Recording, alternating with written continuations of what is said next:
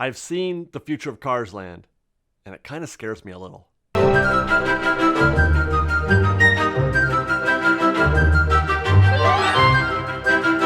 remember the day pretty clearly.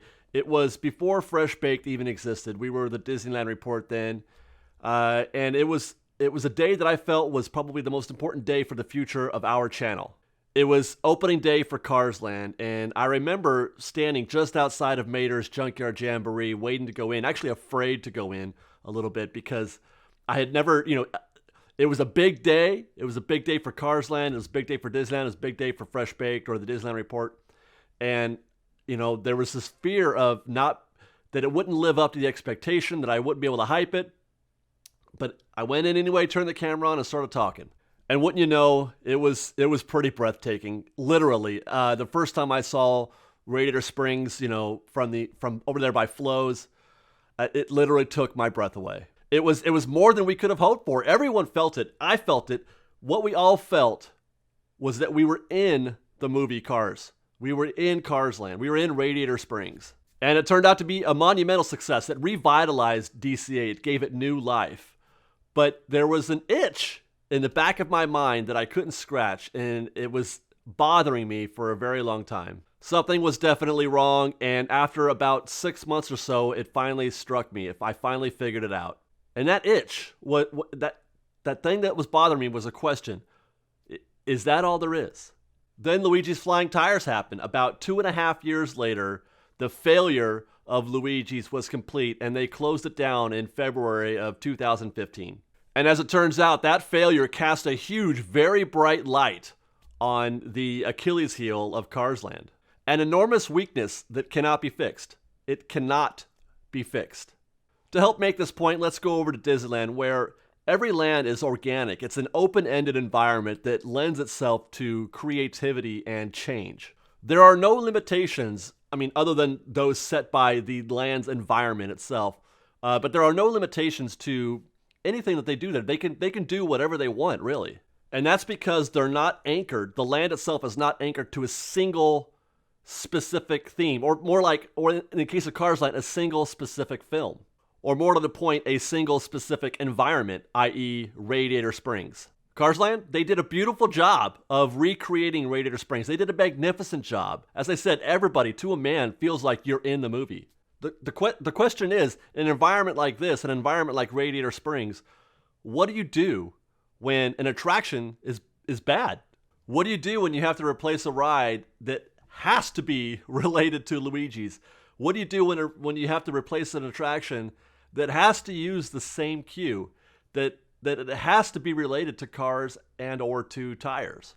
Really, they're in big trouble here. How do you improve based on those limitations? Maybe it is. Maybe it's possible. Luigis Flying Tires was the best possible thing they could have done for that space. And I say this because I've seen some test footage, about 15 seconds of test footage from Luigi's Festival of the Dance, the replacement for Flying Tires.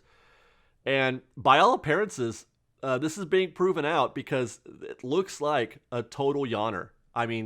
There's nothing happening. The cars go backwards and forwards, and that's it. But it's based on new trackless technology, David. Isn't that cool? Yeah. I guess it's cool, right? It's new technology, and that's something to look forward to. But I don't think it's going to save this attraction. It doesn't make the attraction.